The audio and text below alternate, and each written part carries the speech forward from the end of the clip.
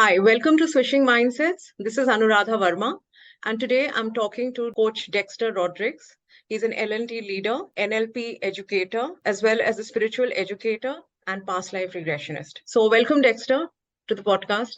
Thank you so much, Anuradha, for having me here. And it's wonderful to catch up with you again. For whoever's listening in, Dexter was my instructor as well at Symbiosis USA, where I did the course from, and he was fantastic. So it's wonderful to be catching up with him again. Same here, And same here. I echo that thought. Thank you, Anuradha. yeah, so I'll let you do your introduction because you've done a lot, and maybe you can throw those numbers as well, that coaches do, that you see 10,000 this and 10,000. So please go ahead. So You look I'll just, embarrassed. You look embarrassed already. Okay. because I kind of have that in my LinkedIn profile. So let me just keep it. I'll try to keep it Yeah. as short as I can. And I think more than anything else, I think the what value we can glean from this, I think, would be interesting. So uh, I typically, whenever people ask me what do you do, I typically tell them that I've got my hands into five pies. And the first one is education, which is corporate training, leadership training, behavioral training, and whether it's even educating people in NLP for that matter. So I've been into the training and development field, the L&D field, for many, many years now. So that's really my primary bread and butter business. And the second piece is the coaching part of it. I've been coaching for several years now, between 5 to 10 years, you could say. And I've enjoyed coaching. I've enjoyed corporate coaching. I've enjoyed coaching women executives on women empowerment and helping them build and shape their businesses. So that's the other bit that I really enjoy. I talk about coaching quite a lot. I write about it. I've co-authored two books with a gentleman called Marshall Goldsmith, and and this is about the business of coaching and how can you grow as a coach. So I write about coaching as well. So the third piece is the author in me. The fourth one is the professional speaking part of it. So that's something that I enjoy doing, standing in front of audiences and speaking to people. And the fifth part, my favorite one, is being a spiritual educator and a spiritual coach. So apart from being a business coach and an NLP coach, the other piece that I really enjoy doing is coaching people on the spiritual aspects of life. And to that effect, I'm also a trained past life regression therapist. So I amalgamate both of that into the spiritual modality, so coaching and spirituality. That's where the twain meets for me. And I do that to enable people to move through the traumas that they've experienced at a soul level, and to move through that journey and also be able to take control of their lives in this lifetime. Yeah. So those are the five areas that I contribute towards. Great. I'm so glad you said that, spiritual education is your favorite part because I'm also Yeah. just dying to get to that. But yeah. But we'll start slow. We'll start with, what do you suggest? NLP? We can start with NLP. I Yeah. think it's the one that you experienced first, right? NLP. So we Yes, can yes. start with that. Neuro-lingual programming for whoever's listening in. Yeah. Yeah, yeah. So neuro-linguistic programming, I think, is a tool that helps people. Uh, Let me say it this way: that you and I live in a world of perception. So whatever I see in the world around me is a world that I perceive. And this world that I am perceiving around me may or may not be factual. And that's why we have so many communication gaps, because I have a different version of the world, you have a different version of the world. So when we are communicating, if we don't see eye to eye, then that's because our perceptions don't match, they clash. So what NLP does is it primarily helps you lower the thresholds of your perception and helps you see the world for what it is. So you gain more clarity. One of the biggest challenges that we have in life is that we're not very clear about what we want to do next. There's always this mental fog, there's always this dilemma. We're always thinking and wondering, what do we do next? Because that determines our lives, because what we do next then leads us to making those pertinent decisions. And those decisions influence how we live our lives, how we show up in life every day, how we behave, the actions that we take, whether it's to do with major life decisions or even minor everyday ones, right? So it's extremely important for us to have clarity. So if there's a road ahead of us and that road is foggy, then we might just get lost, and most people do get lost. So what we want to do is we want an NLP to be able to lower the thresholds of perception of a human being so that they operate from a more resourceful state of mind, which means now that they have more clarity, their state of mind is more resourceful because now they can understand and see things more effectively, whether it's from their internally. So it's internal resources, and your internal resources could be things like maturity, could be vision, could be your, your strengths internally that you've got for yourself, or externally, which is the world around you. You're much more clearer now. So because you have this more clearer sight and vision internally and externally, your behavior, the way you show up in life, your state of mind, that state of mind now becomes more powerful. And when you operate from a more powerful state of mind, no matter what happens to you in life, you are always in control. Or you have a more, or you have a better sense of control, rather. How about that? Instead of always, you have a better sense of control. So you see how one thing kind of leads to the other, which is you start off with, getting clarity.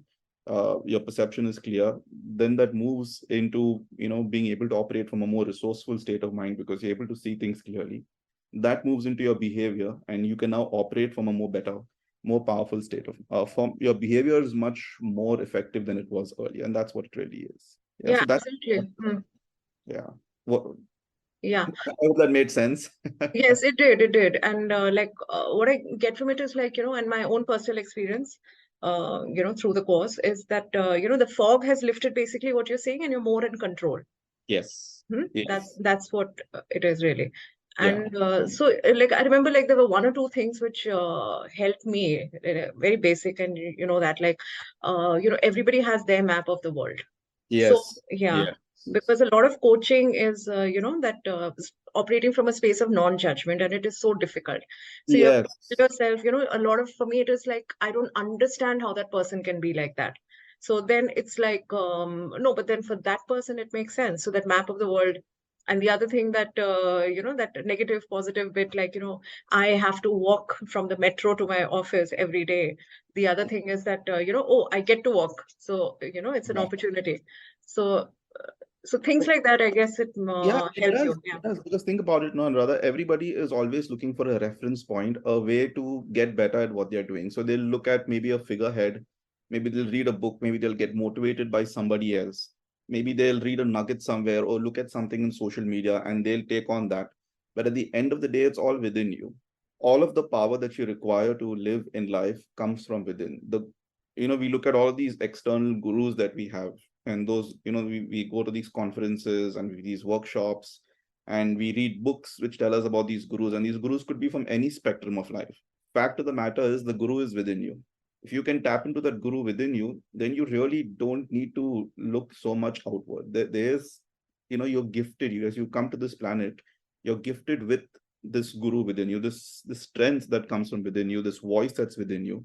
Learn to harness the power of that voice, because if you can steady your own ship, you don't need a captain from another ship to tell you how to do it. You're the captain of your own ship, and you can empower that captain through your thought process, through your emotions, and just learn how to tap into it. So if you ask me very put in layman's terms, NLP helps you to, drive your ship even better than you could by listening to all of these people around you, and the answers will come from within. So it's also a very spiritual practice, because it's also asking you to work with your unconscious mind. It's asking you to work with the areas of your mind that you never would ideally tap into earlier. And it also helps you work with things like phobias. It helps you work with recollections of memories that were very painful, that you could change them. It helps you get into it helps you understand perspectives. So it's a very holistic science, and it's helped a lot of people to overcome their own challenges when it comes to their mental faculties, in terms of understanding themselves better and understanding the world better. So it's very powerful, it's very empowering, and it's slowly and steadily gaining a foothold in the mainstream as well. I mean, a lot of people are already doing it, like Anthony Robbins has been doing it forever. But it's still not, I think, as well percolated in India to the extent we'd like it to. But happy to see that you've benefited from it, so you can be an ambassador for NLP. Yes, absolutely. And what you said about, helping phobias and trauma, etc. You showed us in class. We were so skeptical at first. We saw that video where, this woman, there was that demonstration, of Yeah. and we were like, no, it's too quick, it doesn't happen. And then you did it for us, and then within like 30 seconds or something, a memory that we reached into, was not traumatic anymore. So can Yes, you yeah, I talk about remember that. that? Yeah, yeah, that visualization and everything that you Yes. did. Yeah. Yeah. Because the human mind is so powerful. It's such a powerful mind. We don't need to seek answers from the world around us. I mean, if you ask me, I think this is all lost knowledge that we are looking at any which ways. I'm sure, it's not, while we've coined it as NLP, and these two gentlemen called Bandler and Grinder kind of put it together. But what they simply did is assimilate what the mind already knew about itself. And they made it more visible for us to see so we could use the tools. But the mind already always had it. And I'm sure, in the thousands of years that we've existed as human beings, we had already figured out, I mean, in different ways. So there are all these streams that lead into the same ocean, and the ocean is the ocean of your mind. And your mind is the most powerful thing that's available on this planet. There's no supercomputer, nothing that can rival it. Your mind has the strength to do everything and anything that it wants to accomplish. If it wants to climb mountains, if you say, I've never climbed a mountain in my life, and you say, in the next 6 months, I'm going to do it, you will be able to do it. Because your mind said, you took control of your mind. So NLP tells you how to take charge of your mind. So whatever you want to accomplish in life, you can accomplish it. Now, unfortunately, we have to go through these tools like NLP, and go through all of these educations and studies and things like that. But I'm sure at a given point in time in history, we understood that availability. But so now, of course, I say unfortunately is because we've lost that connect for something that is so intrinsic, that's already available, that's already doable. We can, I mean, the tools are within you. Imagine it's like the toolbox is within you. What NLP does, it is helps you unlock the toolbox. So you can start reaching into those tools and start using them. It shows you how to sharpen those tools, polish them, how to create better tools out of the already existing ones.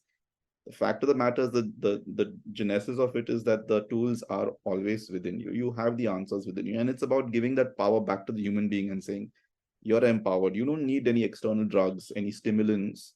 You don't need to go through really these big motivational workshops. You don't need to go anywhere. You have that power within you. You've got that God-given power, that mental acumen within you, and you can accomplish what you want in life. And so NLP really helps you unlock that. And of course, it's not just NLP, there are a variety of sciences. There's your own inner understandings. There's so many intersectionalities in all of this bit. But NLP is a more accelerated version than the others, if I have to just sum it up and say. So you don't need to go through years and years of training as a psychologist or a psychiatrist and read those tomes and then understand and then help somebody. If in NLP, what they've done is they've taken all that, NLP's foundational roots are from psychotherapy, from psychology. So what NLP has done is it's combined and condensed all of that good stuff that, years and years of knowledge of thousands of brilliant minds put together, and they've given you like an accelerated version. So you can pick that up for yourself immediately and start applying it. And that's why that visualization you said worked, because we just picked it up from there and we started applying it. That's about it. So that's the power of NLP. Absolutely, it's what you're saying that it's an accelerated version because it is so quick and it's so Yeah. easy to understand, especially the way you taught it. Probably that made it easy. So, you're talking about how it helps in so many cases. Could you give some examples of your own clients and how you applied the NLP technique there? See, we were also speaking about grief a little bit earlier. So it helped in grief coaching. So let me start with the most drastic example. What's the most drastic one? The most drastic one is deaths. When you lose somebody, or when somebody passes away and you've got no control over it. So I was working with a client for grief coaching, and NLP, the techniques that we use in NLP worked over there. Then there was another lady, for example, she would refuse to come out of her room. She'd be stuck in a room the whole day, very well-educated person, and use the NLP techniques to help get power back into her life as well. So there are many use cases where phobias have been cured. People have decided to take charge of their lives once again. If I go back to the grief coaching person, since I've mentioned these two examples, I'll tell you. The grief coaching person was stuck at a particular phase in her life, and her father had passed away, and she wasn't able to move on from that phase. So she was, and because of that, like the mental fog that I explained earlier, that was creating this dilemma in her mind. She had to move out of the country. Should I move out? Should I stay back? What's going to happen over here? My family is going to be here, but my father's just passed away. If I move out, my family is going to get impacted. Who's going to, take care of them? How are things going to work? On top of that, I have to deal with my own grief. I still haven't assimilated the fact that my father passed away. So there were these 100 questions in her mind. And what I did is simply, through the power of coaching, help her to wade through those questions, and through the power of NLP, help her to overcome the grief that was overwhelming. So there was a lot of grief that she was filled with, and help her to move through those 5 stages of grief. Through the NLP tools and techniques in terms of visualizations, activities, exercises that helped us move her out of that emotional space that was pulling her down. So that's an example for grief coaching. And the other one is, you have a person who is very well educated, has done a lot for mankind, but at some point in time went through a major period of depression, and all she would do was lock herself away in a room and not want to come out of it. And she had physically withered, hair had started falling off, her body was weakening, her muscles had atrophied because she was just stuck in the room the entire day. And she had a tremendous amount of potential, tremendous, in multiple facets of her life. She was a good painter, she was a good illustrator, she had a very compassionate heart, was excellent in her educational accomplishments, was a good teacher, and all of this was getting bottled into that mental depression thing. You see, so the mind can be your enabler, and your mind can be your disabler. So you can have all the potential in the world. You can, you might have had all of the achievements that you've had, but once the mind starts malfunctioning, or once the mind you don't have that kind of control that you would want from your mind. It's like the horses and the chariot. So the chariot rider wants to drive the horses forward, but the horses are all in different directions, or some of them has just stopped. So it's not going to move forward. So her life wasn't moving forward. So did a lot of techniques, again, a lot of visualizations, a lot of techniques for working with her memories, working with her past, working through her depression. And then finally she moved out of it and started painting again. Finally she started teaching again, and now she posts a lot on social media as well, and those are all happy posts compared to the earlier dark depressing place that she was in. So there is a lot of merit in exploring the human mind, and a lot of merit in and the strange part is that her psychologist wanted me to work alongside with her. Once she saw the result, she said, "Why don't you work with me?" And I said, "I don't do that kind of work. I'm not into therapy per se." But they were very keen. Her psychologist was very keen that, and not to say that her work didn't help, but the fact that this was an accelerated version, that this really injected new life into that person, and that too so quickly. So that's where the psychologist also was taken back and said that, can you show me how? So the idea is that if you have something that's accelerated, if you have something that's quick. Why is it quick? Why is it accelerated? Because your mind is so powerful. Your mind doesn't need tons and tons of drugs and medicines to stimulate it. It doesn't need all of those placebo effects. It doesn't need you running around to going to doctors as much as you think you would.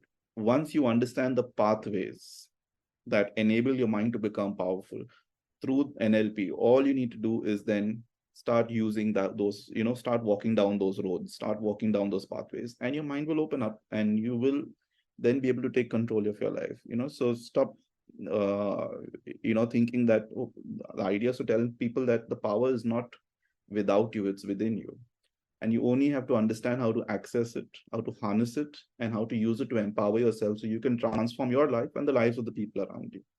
And it's doable. It's doable in a matter of a few weeks, in a matter of a month or two. You can help people transition. So that's the beauty of the human mind and neuro-linguistic programming. Neuro stands for neurons, which are running throughout your body.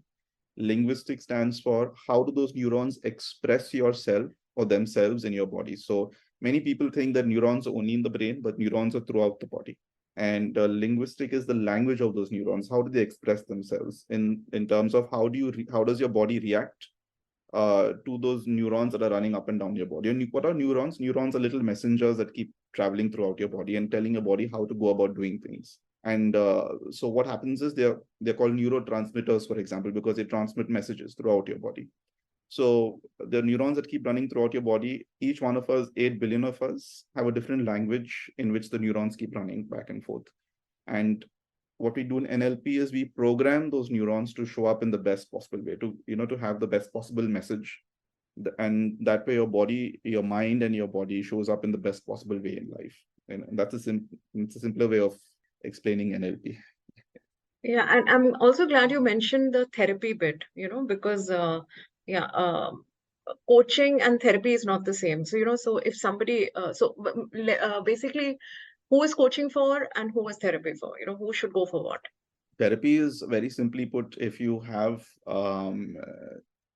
mental disorders, challenges, if there is, if there are challenges with your nervous system, if there is some kind of disorder that you experienced, like for example, if a person has suicidal tendencies and it's a mental disorder, that person is not coachable because that person is on the verge of self-destruction.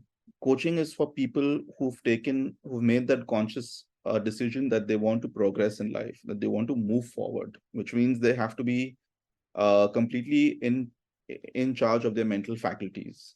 If a therapy is for a person who is facing a problem with their mental faculties, so whether it's depression, whether it's suicide, or what have you.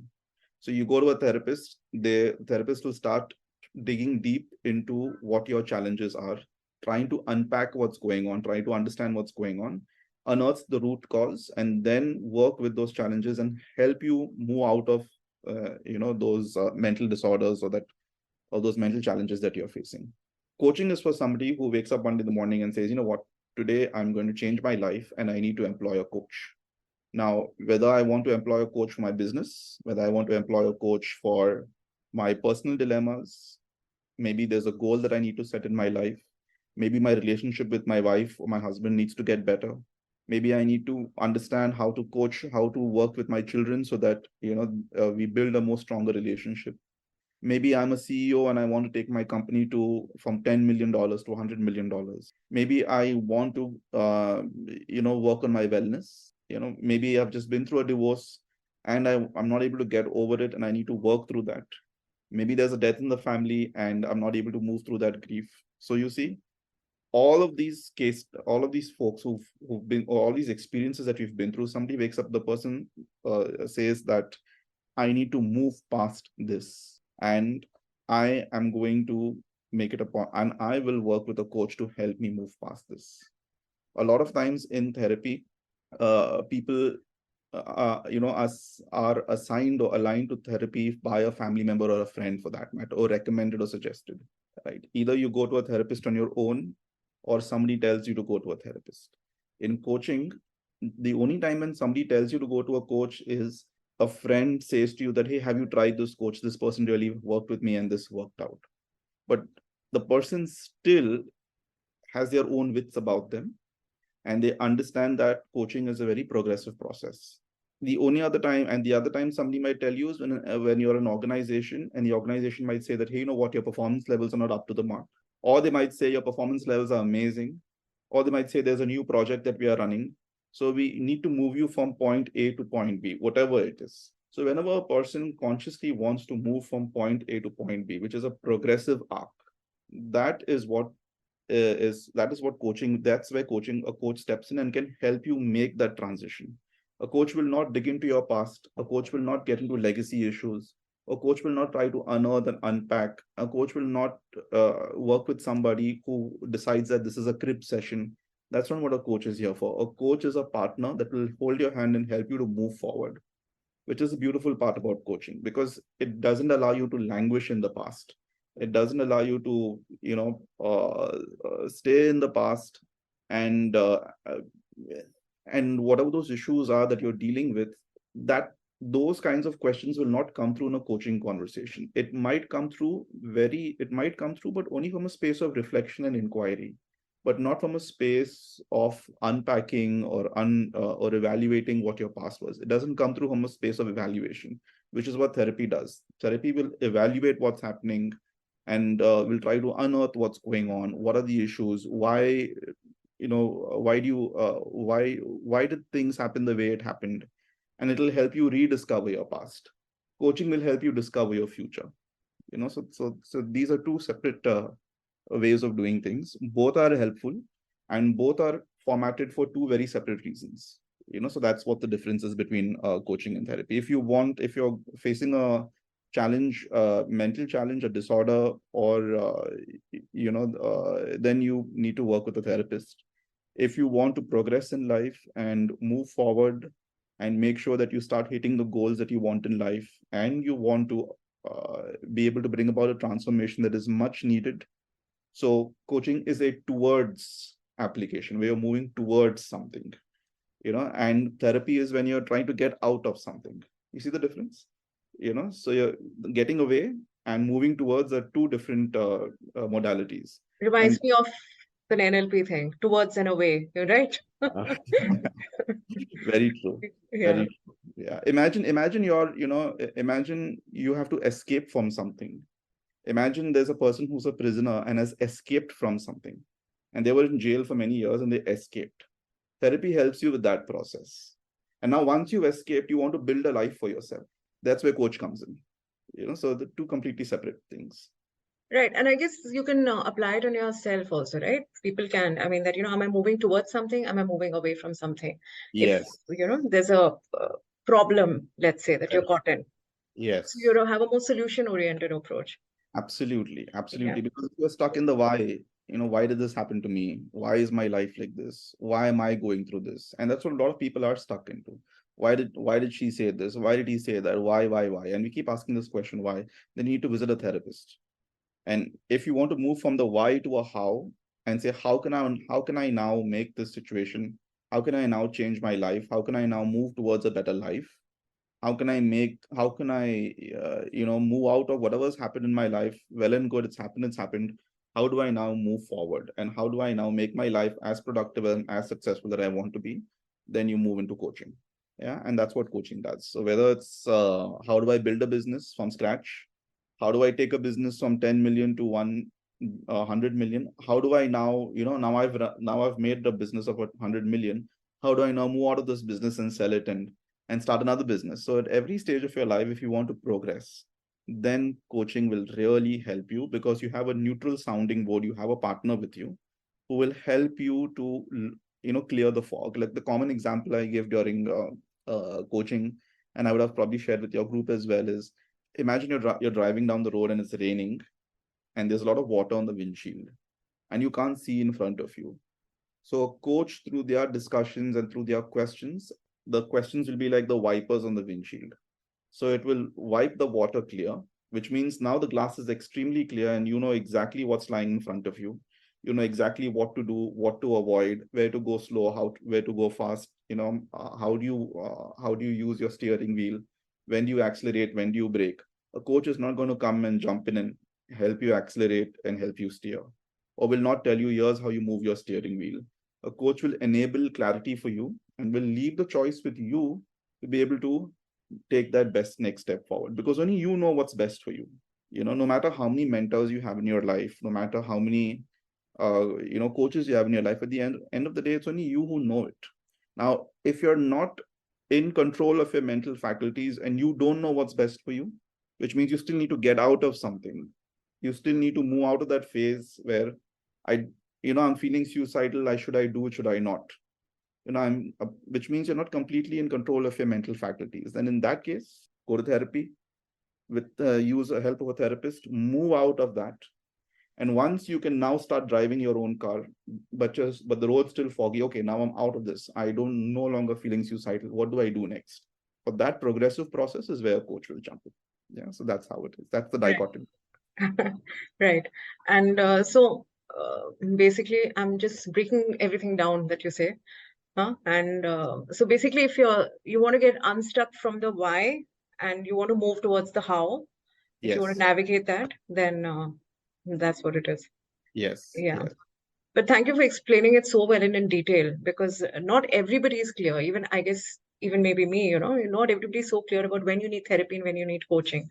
Yeah. So, and that was one of my first questions when I also started, I was like, why would somebody come to me? Wouldn't they just go to a therapist? Yeah. So yeah, so it's basically goal oriented, solution oriented, and you're not looking at the past, you're looking at the future.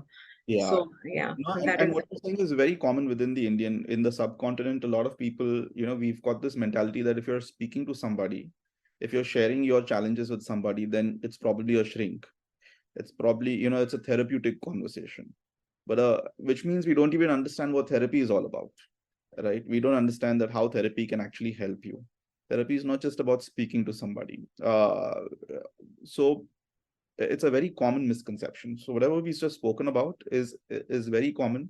And as coaching starts to find its foothold in this country, it's still not percolated to the extent that we'd like it to. People will. We've seen that people have started understanding that this is what a coaching process can help me do. The only thing is we've got to get people to experience at least one coaching session, and once they do that, then then there's this transformation of thought where they know that this is very enabling. And I never knew that I could have this kind of availability of a person who will be a partner with me and help me co-create a life ahead for myself. And once they realize that, then there's no looking back. And that's what we've seen with every person, nearly every person who was uninitiated about what the coaching process is. And once they have that first session, then everything changes. And that's 8 out of 10 times that's the experience. no, absolutely. I've experienced it myself, when we've done this co-coaching. It's been great and gives you so much clarity. So, Yeah. now I think we've covered NLP, and I think it can be a whole other conversation.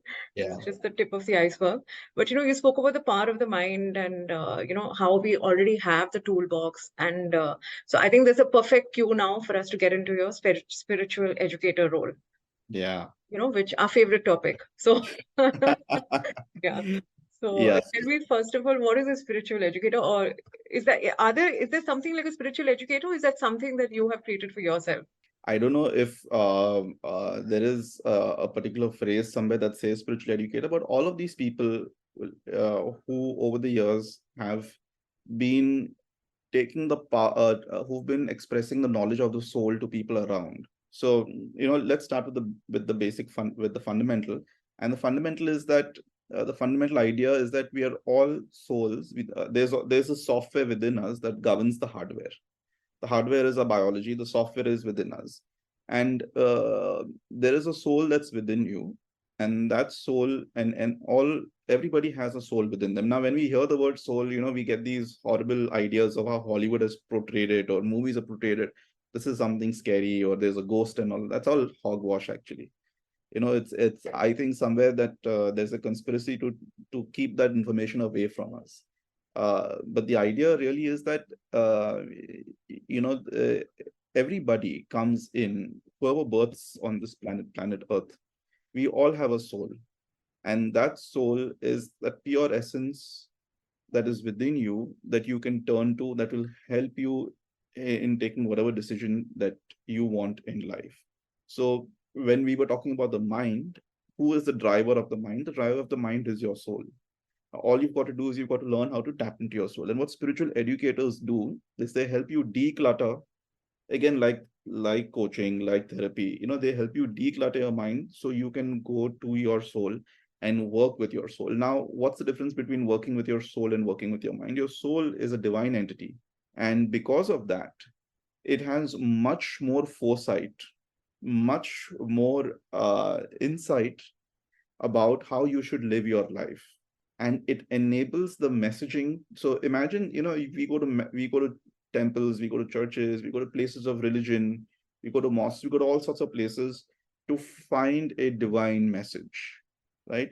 What if I told you that the divine message is available within you?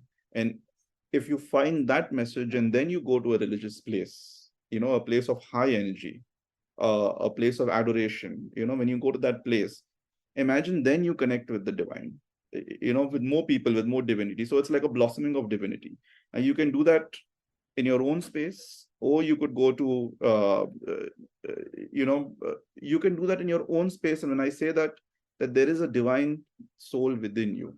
Honestly speaking, you don't really need to go anywhere. You can connect with that divinity that's within you. But if you do want to, mingle with the people around you and experience their divinity as well, and there's a gathering somewhere, that's when I would say go to a holy place. When I say holy place, that's the word that we give. But does that mean that you're not holy? That it's there's an unholiness? No, there's a holiness within you as well.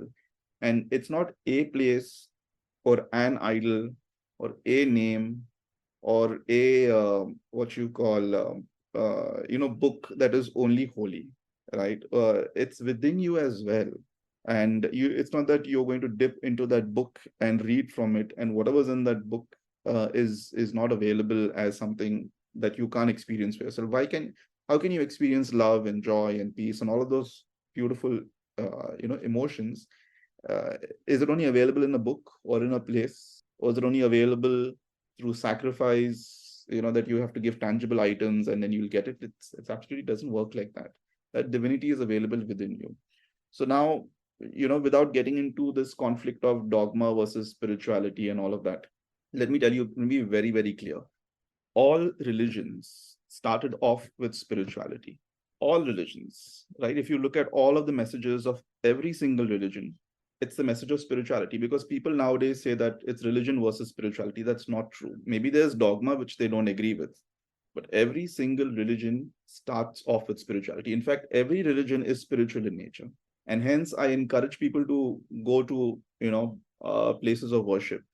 I encourage people to spend time in places where they find peace. My only point is that you can also find that peace within you. And a spiritual educator will help you do that, will help you heal, right? So imagine we as human beings, we've got so many ways in which we can access our spirituality. We can access it from within us. We can access it from, masters who've written these wonderful holy books where they've shared these messages. You can access it from people who are already experiencing their spirituality. There are sciences of divinity that help you access it.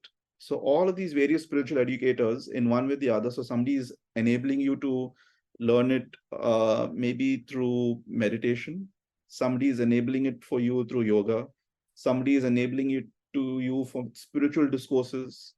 Somebody is enabling it to you through mediumship. And then we have somebody like me who's enabling it for you through past life regression therapy. So all of these rivers flow into the same ocean. Yeah. And why I bring up religion so much is because religion is the bedrock of spirituality. So while it's, imagine that you're low on, in these video games, you see your health draining when you're playing a game, and you have a character in the video game and it shows you that, your health has drained. So imagine if your spiritual health is drained, what do you do? And if you feel that you can't access a reservoir that's within you, you can go to a place of worship and you can access it from there. You can listen to those discourses. You can go to somebody like a medium, and and the medium has the right intention, they can work with you through that process. So there's so many different ways of doing it. A spiritual educator can be anybody. A spiritual educator can be a pandit, a priest, a mullah, a nun, a monk, a medium, a regression therapist. But the greatest spiritual educator is none other than yourself. If you access the divinity within you, then you are your own spiritual educator. There is God within you. And really, that's the intent of all the spiritual educators. And anybody who says otherwise is drawing you away from what you already have present within you. So that's what I mean. A very rounded view of what a spiritual educator is. So I won't say that I'm the only one. I want to say that each and every one of us are our own spiritual educators. And we have the ability to tap into that divinity that's within us. Now, whether we do it by ourselves or somebody enables it for us, whichever way, but at the end of the day, you are your own spiritual educator. I hope that makes sense. Yes, absolutely. And while I'm dying to get to the past life regression bit, and I'm just very curious to know about your own journey. How did you, get drawn to spirituality and exploring it really? Also, See, past life. You trained under Dr. Brian Weiss, right? Yes, yes, Yeah, I okay. am. So your own journey, like, what got you drawn to it? Like, I mean, the first thing is like, did you have past life visitations when you were a child? Did you know somebody, or what drew you to it? Was it later So, in life? yeah, so logic drew me to it actually. So in around 2017, I started questioning that why am I here in the first place? What's the reason of existence? Why is Anuradha a female and why is Dexter a male? Why does Anuradha look the way she does and Dexter looks the way he does? Why are some people born with a silver spoon and some people are born in the economic conditions that they are born in? Why are some people born to a particular religion or living in a particular country? Why are some people born with certain abilities? And the more and more I dug into it, I realized that this is not a game of chance, that somebody didn't just roll the dice and say that, hey, Anuradha is going to be female today, and she is going to grow up in this family, in this religion, in this country, looking the way she did like this.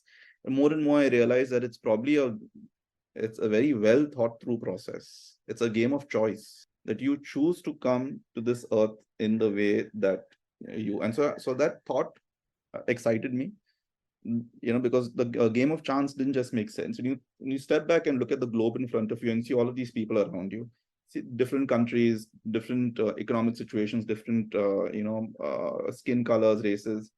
Why? Just think about it. Step back and look at it. Why would everybody look different, feel different, sound different? There has to be a reason. It just can't be chance, right? You can't just say, oh, my bad luck, I was born into this family or this religion or this country or this economic situation. It's not chance. It's if you think about it, it's a well designed system of choice, because it's only when you choose to see, all of us could have chosen to look exactly the same. Like we could have had 8 billion Anuradhas on this planet, right? And that now if you did that, would we be unique? We would all be the same, one person, right? So all 8 billion of us would have these same characteristics. And Yeah, very boring. Yeah. yeah, so think very boring, right? So now tell me something. uh what's the choice in that? That you have to come out looking like Anuradha or looking like Dexter. There's no choice. That you come to planet Earth looking like that one person. So what does choice mean? Choice means that you have the option to design yourself, to describe how you'd look like. And now tell me some now, so let's take one, like, so then this question that came to me was, okay, if it's not by chance that I'm looking the way I'm looking like, it's more like choice. It kind of feels that way, at least. How do I figure this out?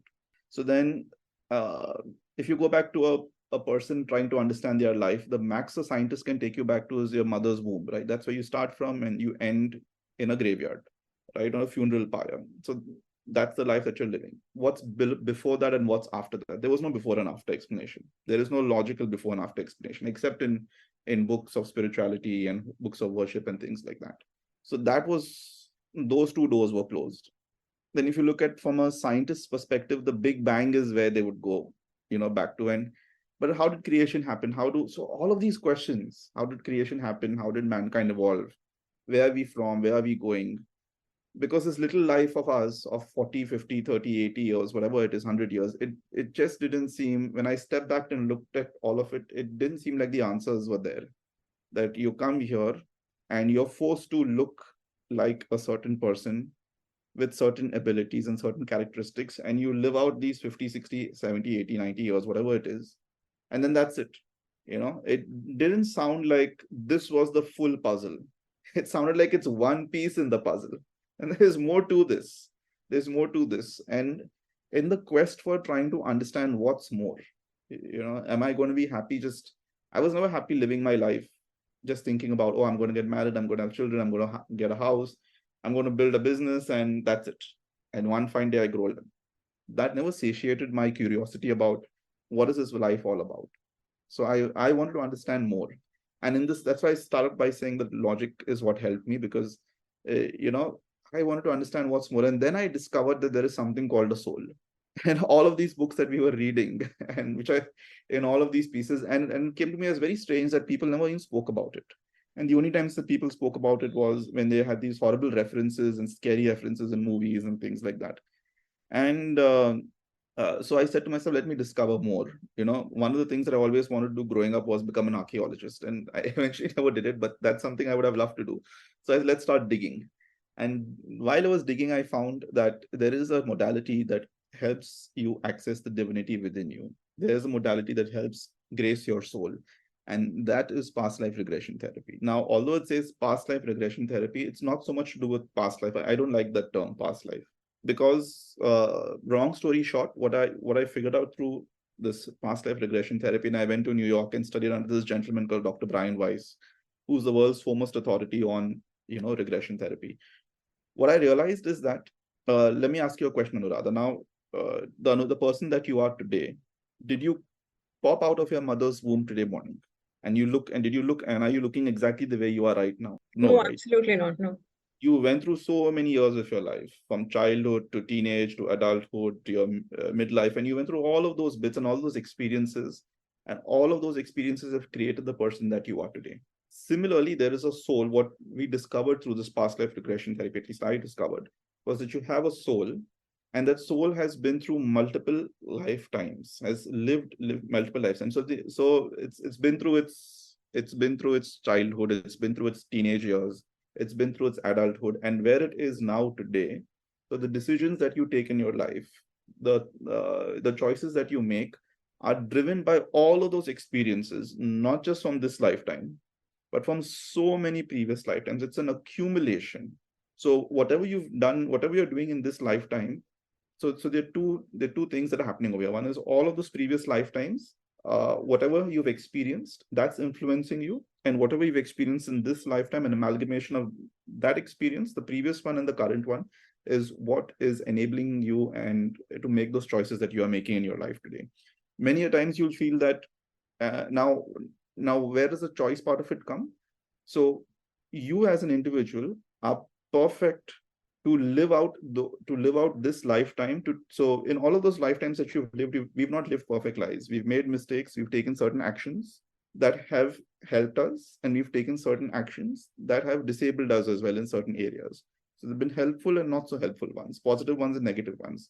So consequences of those actions, whether it's positive or it's negative, okay, the person that you are now, the person that you are today, that person is the perfect model to help overcome or work with the consequences of the positive and negative actions. And hence you look different. And hence you are Anuradha. And hence you are a female living in India. And hence you're born to this particular family in this particular economic situation, in this particular country, in this particular religion, with XYZ particular talents. Because when you moved from the spirit, when you moved from as a soul to come back again as a human being, you said, hey, wait a minute. For all of those lifetimes that I've lived and everything that I've, all the negatives and positives that have happened, and the word that is used is karma. Karma means what? Actions. For all of the actions that I've taken, me coming in as this person, Anuradha, is best poised to learn from those actions and move my journey ahead.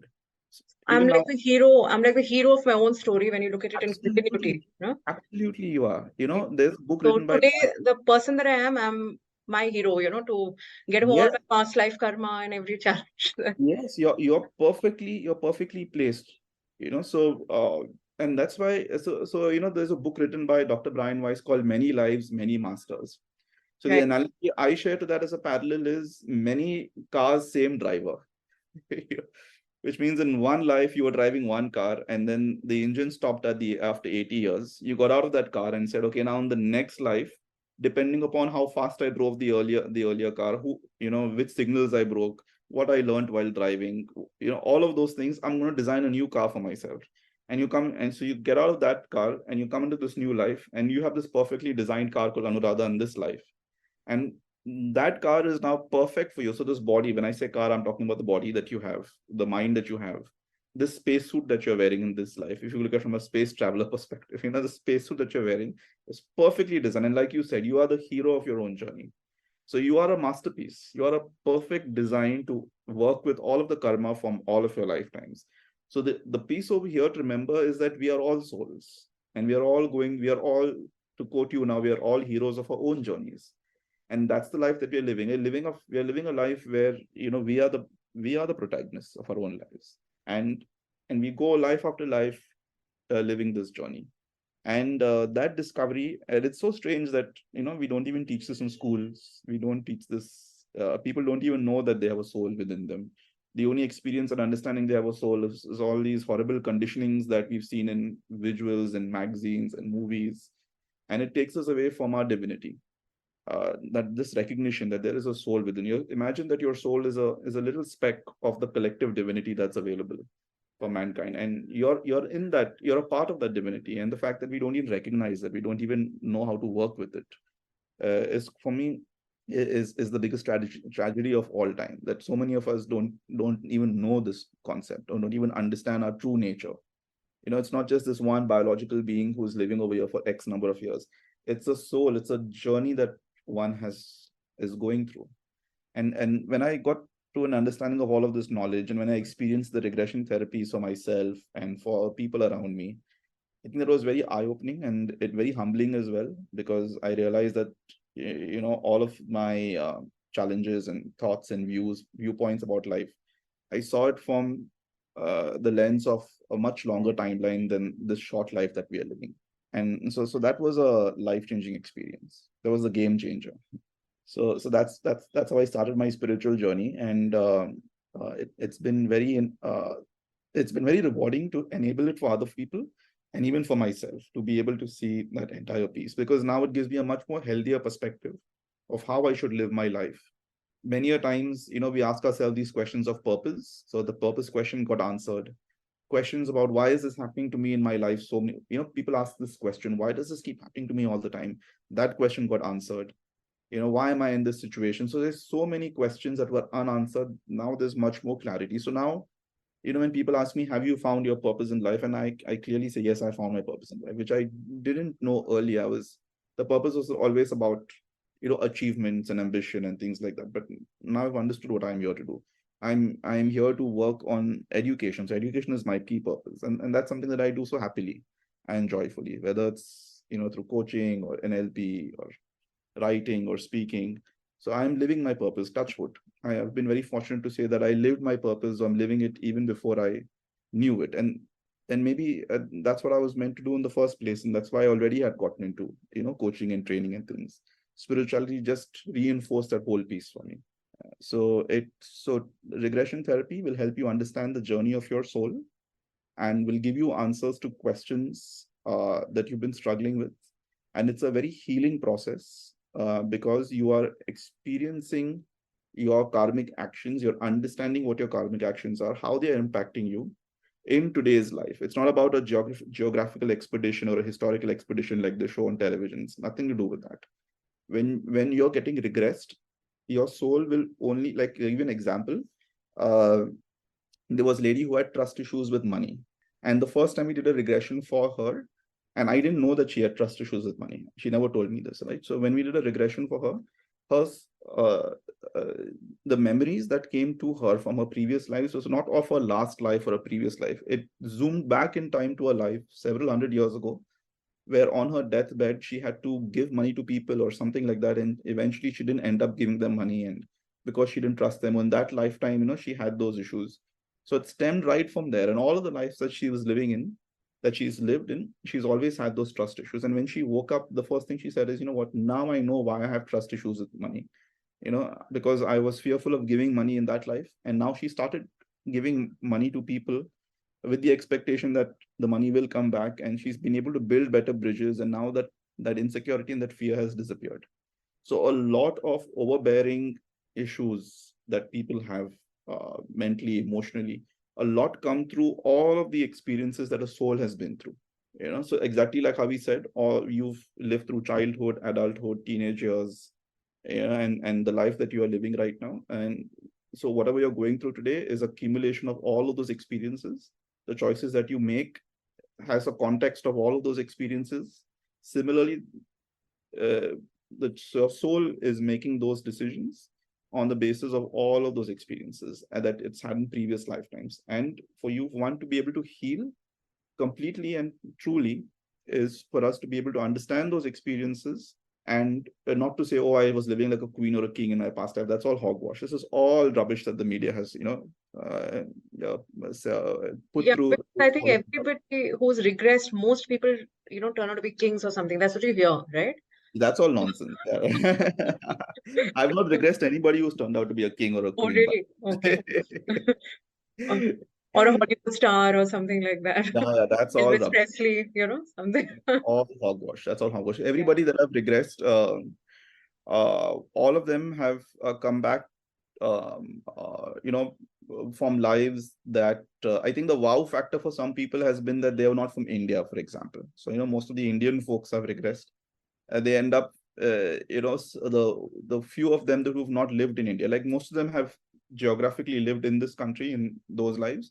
But sometimes in some lives, if you've lived in another country, it's strange to see yourself living in another country because it's a new experience altogether. So you're seeing yourself living in another country. Now that has been like a wow factor for some people. But at the end of it, that life too, so your soul is only going to show you nuggets that are relevant to the conundrum that you're going through in today's in your life today. So whatever you're experiencing, Anuradha, in today's life as challenges, as questions, something you need to be aware of, something you need to be cautious of, something that's about to come your way, something that you're going through currently. Your soul is a divine being. It wants to help you heal.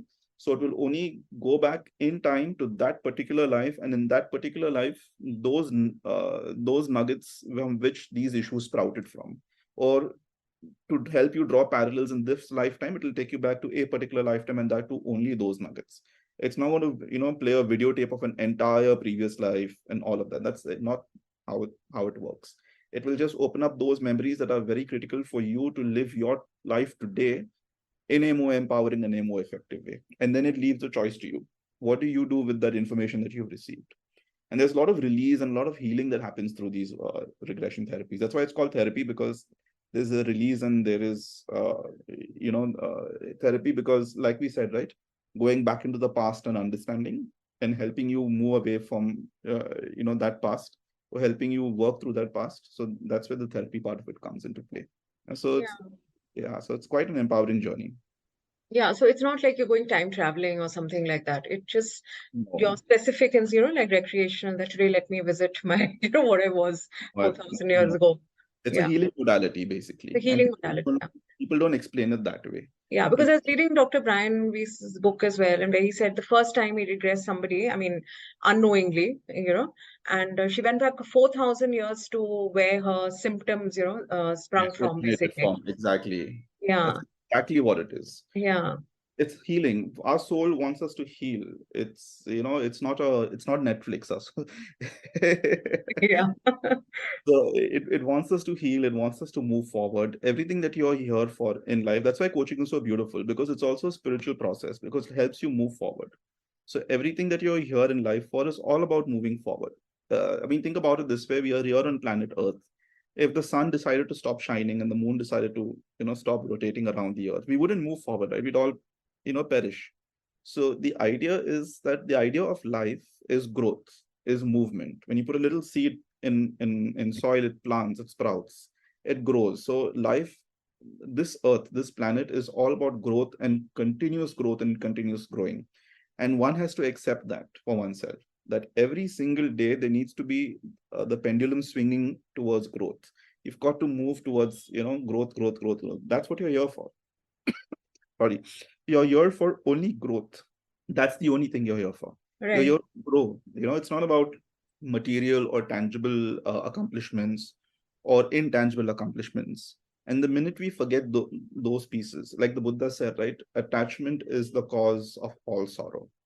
Because you can have a Lamborghini, you can have an expensive car, but if you're attached to it, which means if you attribute having that material possession as a part of your growth journey, which is that this is what's going to enable me to grow. Because of this, I am growing. And if this is not there in my life today, then I will not be able to. If you attribute it that way, then growth's not going to happen, because you've given away your power to something else or somebody else. So if a person who's in a broken relationship says that without this person, I can't grow in life.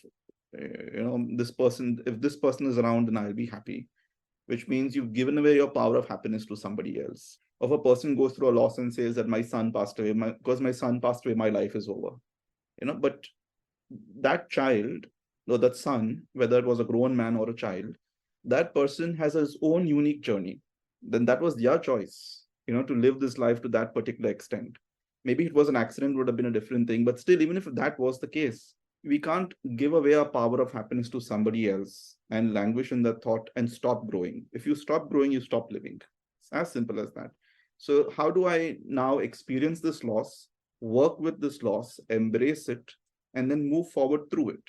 Right. And your soul helps you with all of those answers. The faster you're connected to your divine, your inner divine divinity, through NLP or through regression therapy. So all of these modalities I work with, even coaching, even education, all of these streams flow into the same river, which is helping you connect with your inner divinity and liberating you from all of these shackles, all of these tethers that we've placed on ourselves. Like, for example, uh pride, for example, or envy, and all of these bits that we don't come to earth with all of this. As a baby, you're not born with all of that. These all of these bits get saddled on you. You're not born as a baby thinking I need to own $100 billion mansion. And this all of these things get saddled on you. So you're only born with just one currency, and that's the currency of time. That's it. You've got 40-50 years of time. How do you use that time now to grow and work through all of your past karma, which is impacting you in your current life? That's why you're here for. You're here because of all the karma. You're here because you have to grow through that karma and learn through it. And if you can do that, then that's why you're here. And what people very sadly do is they accumulate more and more of these shackles and these tethers, and they get attached to people, things, thoughts, emotions, which don't enable growth. It's like, if imagine if you're a plant and you know that you have air, water, soil, and all of the wind, all of these elements that will help you grow. Instead of focusing on that, you focus on the tree next door, and you say, the plant next. And you say, if this tree withers, I will wither. But that's not what happens. That's what plants do, right? They try to grow. So what we as human beings do is we say, oh, if my husband's not available, he passed away, then I'm finished. You hear a lot of these women saying that, a lot of men saying that, a lot of people saying that my child's not with me, that's it, life's over. But no, a plant wouldn't say that. A plant wouldn't say that this flower that was blossoming next to me, it's, a gardener's come and cut it. So now I am going to wither away and die as well. A plant will still want to grow. So that's the nature of life, and we have to accept it and move with it, because everything is a learning for us. So really, this is a school of life, and to grow is what we are here for, and that growth will only happen when we embrace the change and we start working through. Now it's easier said than done, and that's why we have doctors and psychologists, psychiatrists, and NLP practitioners like Yes, myself. exactly.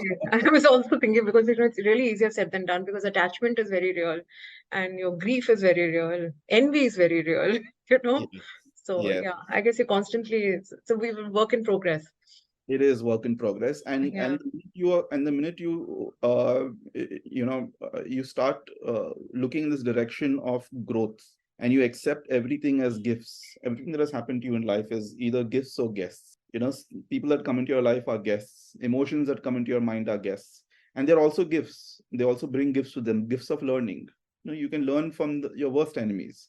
You can because they put you through the hottest fires, right? And that's how you become the best steel. So we start looking at things that way, and stay detached. While we love the things that we have, we know that even if those things are not available, because they were not available to us when we came to this earth. So when we go away from this earth, if it's not available, it's completely fine.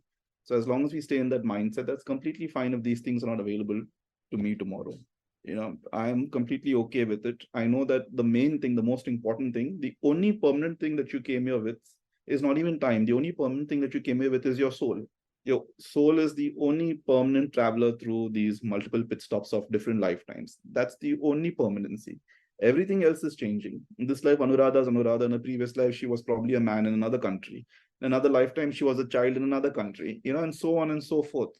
So none of these accomplishments and so-called tangible accomplishments that we have, none of it is real. At least in context to in context of the soul. The only thing that is constant is the soul. Everything else changes. Everything else will wither and wash away with time. And as you go through these multiple lifetimes, for example, a king in a previous lifetime, today you don't know where that king is in this lifetime. So that person was a king So we like they show in these movies, right? That like we just spoke about, which is they show you as a king or a prince or princess. Maybe even if that's true, if some people were, and many people were, of course, because they had a lot of royalty, right? So if you were a king in a lifetime, doesn't mean that you're going to be a king in this lifetime as well. That was just you were a king because you chose to become a king in that life because you had all that karma that you had to work through. And by being a king, you could have worked through your own karma. So it was for your own journey that you decided to be born as a king. And now in this lifetime, if you were born as, say, a simple man, as a farmer, then because in this lifetime, whatever karma you accumulated as a king and from previous lifetimes, when you transitioned into this lifetime, being born as a farmer is what was required for your soul journey. So these soul journeys determine your soul's journey determines who you are and what you are, and everything else is secondary. Everything is, everything is transient. And as we accept it that there is transience in life, that's how we can move forward with it. I guess there's transience and also permanence in the form of the soul. There's a Permanence certain of permanence. soul and Yeah, transience, everything else around. So the everything. biology is perfectly placed. Yeah, the biology Yeah, is transient, the environment is transient, and your soul is the permanent piece. That's it. So absolutely. Yeah, and also, when we talk of karma, we usually talk of karma as payback, you know? yeah, that's the right way to look at it. Yeah. Because karma is what your actions. Karma means actions. Actions are what uh, the things that you choose to do. So those things that you choose to do uh, will determine what your learning is. Like for example, if you decide like today, for example, when you if you decide that maybe Zoom is not the best platform, I should pick up another platform like say BlueJeans is another online streaming platform. So let me try that. So you've learned from this and you go to BlueJeans. Now tomorrow when you go to BlueJeans and you work on that platform, and it's a wonderful platform to work on, but suddenly you realize that, hey, you know what? My guests can't hear me and I don't know how to work this platform because it's very technical. So that's karma. You took an action. The action worked in your direction, didn't work in your favor. That's a result of the action that you took. The consequence was a result. The outcome was a result of the action you took. So all of those consequences. Now, if you realize, okay, you know what, I learned from this, so I maybe don't want to use this platform, and maybe for other people they might enjoy working on BlueJeans, but for you in specifically, you might say no, let me come back to use Zoom only, and you came back to Zoom, and you continue to work on Zoom, and you're happy with it, and life is all good for you. But if you continue to work on BlueJeans and said, no, I want to overcome this, I want to still work on this platform. Now, two possibilities: A, you might master it and you might say, wow, this is the platform for me. Or B, you might say to yourself that it's not happening, I'll try again, and your guests continue to get poor experiences. For example, whatever you do, whether you come back to Zoom, whether you work on BlueJeans and you're successful, whether you work on BlueJeans and you're not successful, there are multiple outcomes to all of these actions, and whatever actions you've taken, there'll be some learning. So karma is nothing but karma is the actions you've taken and the learning that elicits from those actions. That's about it. Now, in this lifetime, when you're in this lifetime, whatever actions you did. So, for example, now we give a very rudimentary example, right? Zoom and BlueJeans. Now, let's go back to a lifetime. Let's say in one lifetime, you you as a person, a soul has spent an entire lifetime being envious of another person. That envy held that person back. So when they came into this lifetime, they had to work through envy. Now, if they continue to be envious in this lifetime as well, then they still haven't learned their lesson. So they'll get into another lifetime and another lifetime until they learn that envy is just a very transient thing. We are all part of the same pool of divinity. Move past envy. And once they move past envy, then the next lesson crops up, and the next one, and the next one. And that's how we keep going on and cycling through life. And the idea is that once we have completely learned all our lessons and grown and moved through all of them, then we go back to the divinity that we came from. And then what happens after that, goodness knows. Nobody has the answers to everything, but the idea is to like we say in our scriptures and holy books, moksha, which is we are free from the cycle of life and death, nirvana. We're free from that. Yeah, salvation. Yeah. Salvation. So we've reached salvation because we've let go of we've detached from everything that's there on this planet. We've understood it's all transient, and we've learned all the lessons that we needed to be learning, and we've completely learned it. We've completely embraced it, acknowledged it, and moved ahead. Imagine the Buddha, for example. How far the story is, I don't know how far it's true that he saw these three instances, but let's go with the historical pieces. Imagine, and they say that this was the last lifetime of Buddha. Again, I don't know how far any of this is true, but they say that that was Buddha's last lifetime. So assuming that was his last lifetime, imagine then, and assuming that he had those instances where he saw the old lady and and all of that, those three things that he saw. Assuming he saw all of that, imagine a soul very consciously in their last lifetime decided to, be born a king, be born a prince, and wanting to detach from all of it, and wanting to be able to, go through that process of understanding and learning, and then become a mendicant, become a monk, and so forth, and live their lives that way. So he went through a very rigorous process for himself. Now, not everybody can do that. Not everybody can detach. But and here's the thing, Anuradha, we don't need to do that. You don't need to suddenly sell your house and sell your goods and sell your expensive cars. As long as you're not attached to it, and as long as you know that you're all of this that you're getting and all of this that you're not getting also is from a perspective of growth, and you understand that. And people ask this question, why does this keep happening to me again and again? Well, it keeps happening to you again and again because when the first time it happened, you didn't learn. And the second time it happened, you didn't learn. The third time it happened, the learning has not happened, right? So understand the process, learn, make those changes, and those things will stop happening. And then your next learning will begin, and your next learning will begin. And very soon you'll be on that road to salvation. So you'll stop birthing on this planet because you've understood the entire game basically. So that's how it is. So that's what spiritual Yeah. educators would want you to do. And Yeah, it's fantastic. So basically, karma is you have consequences, but those consequences are just learning opportunities if you look at it. I would say Yeah. outcomes. I think the word Outcome. consequences is a more fearful term. Yeah, yeah. The better word to employ is outcomes. So they are Outcome. outcomes to your actions. And if something's happening all the time, then you need to ask yourself, why is this happening? And What can I do take differently? charge. Yeah, Yeah. take charge. So remember every day in the morning and evening, in the morning when you wake up, in the evening when you sleep, in the night is, what is my growth? What has been my growth? And every day there has to be growth. So whether you were speaking rudely to somebody and you've always been speaking rudely to that person, or you've not gotten along with somebody, or somebody's always been acting very poor towards you, what did I learn from this? What can I do to change? How can I make that change for myself? Even if it's extremely difficult, or you find it extremely difficult, what can I do to enable that change? The answer is always the answer is always you, because nobody over here dictates your soul. You dictate your soul. You're the captain of that ship. Now it's very difficult for people to assimilate this and think that they can do something about their situation. you know they always say it's extremely difficult, or it's out of scope, or it's happened to me and there's no way out, and I'm not. So they're not learning, they're not willing to learn. And yet you have these modalities like NLP and regression therapy and coaching, which enables you to move through that process. So just have to start accepting and believing that every day in the morning and evening, when I wake up and I go to sleep, what has been my growth journey today? And keep that inner cognizance alive, that there is growth, there is growth, there is growth, there is growth. And you, like, when we were coaching, I used to keep telling, I'll wear a hat of coaching when you enter into the coaching process.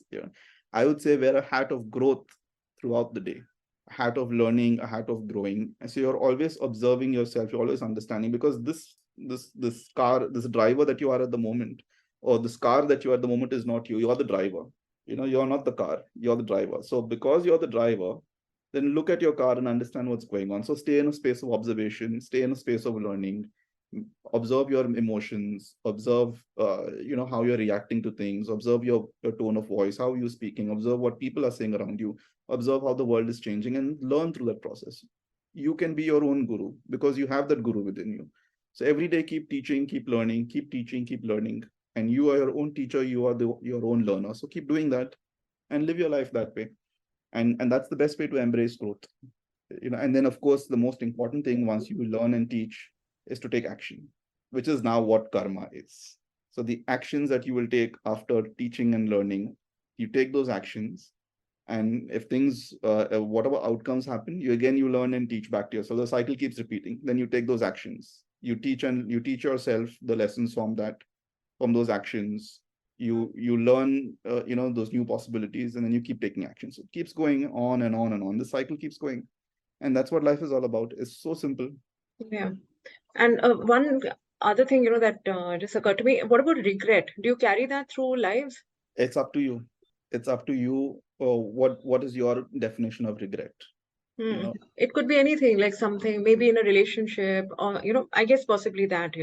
now what happens with regret? You emburden yourself with, you encumber yourself with this thought, oh, I wish I could have done this. Right? That's a thought that keeps playing in your mind. I wish I could have done this. Now, can you do something about the past? You can't do anything about the past, but what can you do? You can take that regret and say, oh, I wish I could have done this. Now, either A, that situation comes up again in the future, or either A, you teach yourself about that situation and say, what could I have done differently? And you are very clear that even if it happens next time, here are the action steps I'm going to take. And if it never happens again, fine. My biggest learning from that was that, here are the things I need to do differently. So another learning of mine is that in life, I would rather do things differently than sit with regret. So now you've worked through regret. So actually speaking, there is no such thing as regret. These are all shackles that we've placed on ourselves. It has to be just learning. That's it. You've got to learn from whatever's happened in the past. Learn and move forward. Learn and move forward. Again, easier said than done. That's why we've got coaches and NLP practitioners and all. Of course. So, I'm trying to finish this, but there's just so much. I think we'll have to do another podcast. But just a couple of more things. What about destiny? Because saying it's a lot about choice. And I remember reading in Khurshid Bhavnagari's book also, that how before we come, we plan certain things, maybe even our birth and death. I mean, we don't have all the answers to all of that. But what is your view of destiny? Is there something called destiny, or have we chosen our lessons and the path that we'll follow? So think about Free it. will. We talk about free will also. Absolutely, you have absolute free will and choice. Think about it this way. You are standing on a shore and you can see the other shore on the other side. You're standing on the shore, you've been given a small kayak, okay? And you have to row your kayak from this shore to the other shore. And you can see that there is a shore on the horizon, there's a shore in the distance. So you sit down in your kayak and you start rowing. And as you're rowing, you see a mermaid in the distance and say, oh, let me go there. Okay. And you go, then you see, oh, the mermaid was a mirage. All right. Then when you turn around, suddenly the winds have started blowing. And you see the path that you had taken earlier, which was a straight path. Now you've gone in a different direction. Okay, say no problem. You navigate through that. And then you come back to the place we started eventually. And then you see that there is some there's some lovely water lilies nearby. So you go towards those water lilies and you spend time over there. Now, wait a minute. At the end of doing all of this, where did you need to go? To the other side, right? The other shore. So how you choose to go to that shore, whether you go to the water lilies, whether you go to the mermaid, whether you anchor in the middle of the sea and you wait, whether we see other kayak drivers, other what's the best word for other paddlers around, and you stop and have a beer with them. Whatever you do, at the end of it, we all have to reach the other banks. So when we reach there, the point A and point B is predetermined. How you choose to navigate through that, whichever direction you want to row, whichever direction that where do you want to stop, what do you want to experience, who do you want to invite into your kayak and say, okay, why don't you come and sit in mine, your kayak, come and sit, we'll both row together. How do you move through that journey is your choice. At the end of the day, you are going to move to the other side. You will have to be there at point B, but the roadmap that you choose, the compass that you choose, is completely up to you. There's always a choice. Even in this life, there's always, in every life, there's always choice. Destiny is, everything is predestined, which means point B is always predefined. How you reach there, is completely your choice. Yeah. I hope that made sense. Yeah, absolutely. Yeah. We have the control how we navigate it. Yeah. Yes. Your navigation is up to you. And if you decide to navigate in a certain way, then there are certain outcomes. And those outcomes is what is your karma. So, Very, very, very simple. very simple. Life is very simple. We are the I ones. wish it was, that simple, but maybe it is. In reality, it's that simple. Okay, just one final thing, Dexter. Any Yeah. messages, like so to say, from the other side, from the masters or anything, any message that you have got, and also any, So that huh? Any like really, or any past life regression that has really stayed with you, and like you were like, wow, this is just great. So all past life regression therapy sessions are very humbling for me because somebody is experiencing their divinity in that, and I get to learn from people's journeys. Now, instead of telling you about a single message or a single regression therapy, I can only say that I can give you a condensed, message from what I've experienced. And the condensed message is that you are perfect the way you are. And all you've got to do is work towards your growth and accept how life is and make those changes. And it's as simple as that. Life is the most simplest thing. And no matter what happens, no matter what happens in life, know that God is always with you. A lot of people, when they pray, especially, and when they ask for change, that's what they do. They ask for it. And they say, and when they ask for it, what do they say? They say is that, God, if you give me X amount of money, I will do this. Which means then and there the faith is lost in God. Just if you give me, you're questioning, you're already saying, if you give me. No, it's not about if you give me. Have faith that God is always working on your behalf and live with that mindset, even through the worst of situations. Even if, touch wood, somebody has lost all their money and all their limbs have been cut and they're in a wheelchair, trust, if you've gone with this mindset that God is doing the best for me, then go with that mindset, because whatever's happening to you is any which way is part of your own unique journey. And God is always there to work with you. Like in the Bible, there's a parable of Job. In the parable of Job, what happens is Job's got a couple of, in those days, right? He had a couple of wives, he had a lot of money and camels and all of that. He was a very rich man. And he lost all of his money and lost all of his wealth. And, overnight he loses everything.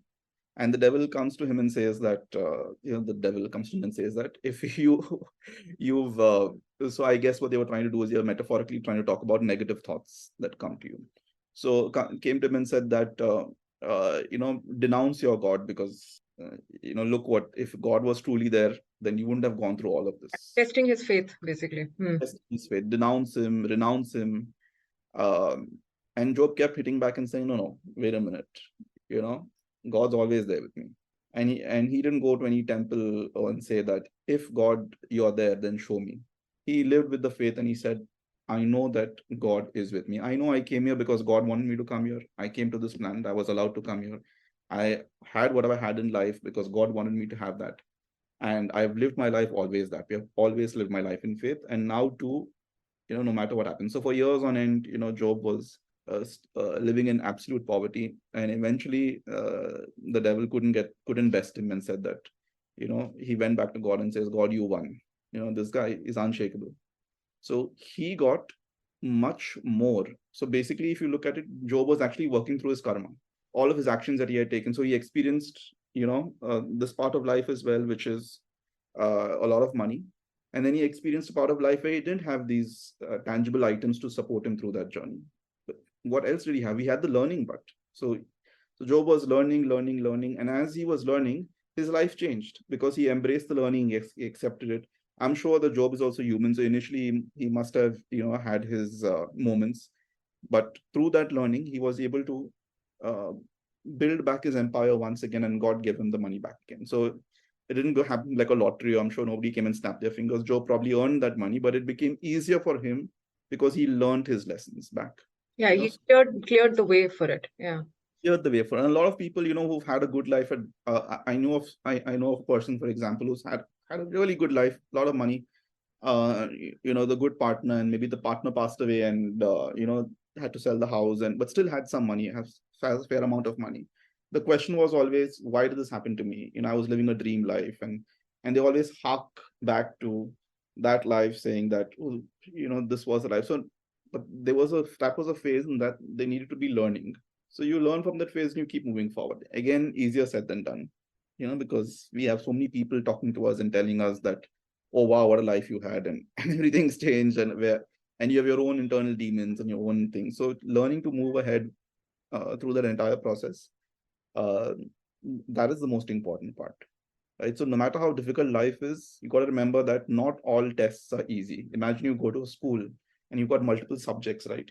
You might ace the English test and the geography test, but the physics and the math test might be really hard. So not all tests are easy. So some tests are really going to take it out of you.